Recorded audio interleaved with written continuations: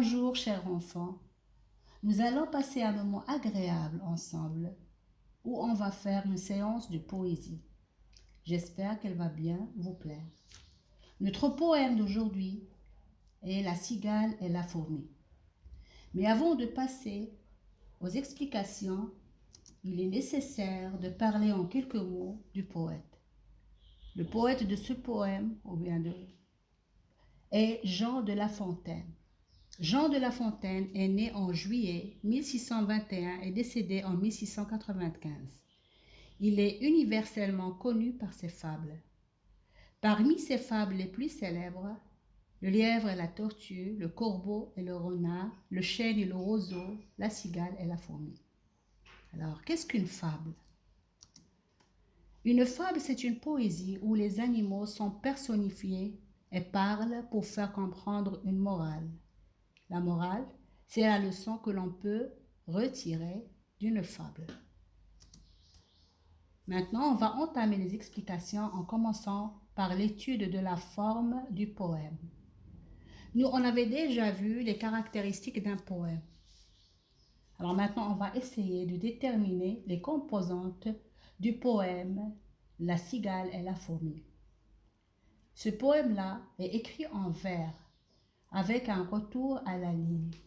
Un vers, c'est généralement des phrases qui se terminent par la même rime. Comme vous voyez ici,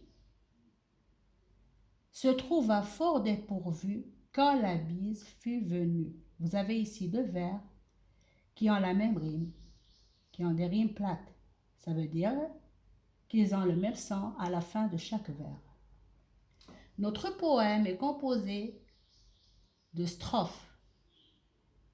Il y a 4 strophes. Chaque strophe est composée de 7 vers.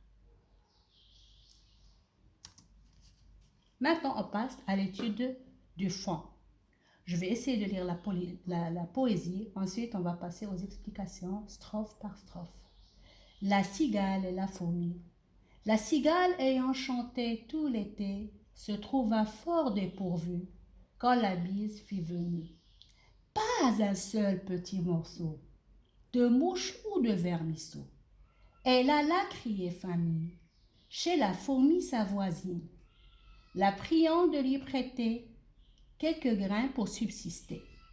Jusqu'à la saison nouvelle, je vous paierai, lui dit-elle. Avant loup, foi d'animal, intérêt est principal. La fourmi n'est pas prêteuse, c'est là son moindre défaut. Que faisiez-vous en temps chaud? Dit-elle à cette emprunteuse. Nuits et jours, à tout venant, je chantais, ne vous déplaise. Vous chantiez? J'en suis fort aise. Eh bien, dansez maintenant. Alors maintenant, on va commencer par la première strophe. On va essayer de l'expliquer. Je vais la relire. La cigale, ayant chanté tout l'été, se trouva fort dépourvue quand la bise fut venue. Pas un seul petit morceau de mouche ou de vermisseau. Elle alla crier famille. Dans cette strophe, insouciante, la cigale était occupée à chanter. Quand l'hiver, la saison de la bise, ça veut dire le grand froid, est arrivé, la cigale s'est retrouvée dépourvue. Ça veut dire sans aucune provision. Et là, vous avez le vers qui le montre. Pas un seul petit morceau. Ça exprime l'insistance sur l'absence de la moindre nourriture. La deuxième strophe.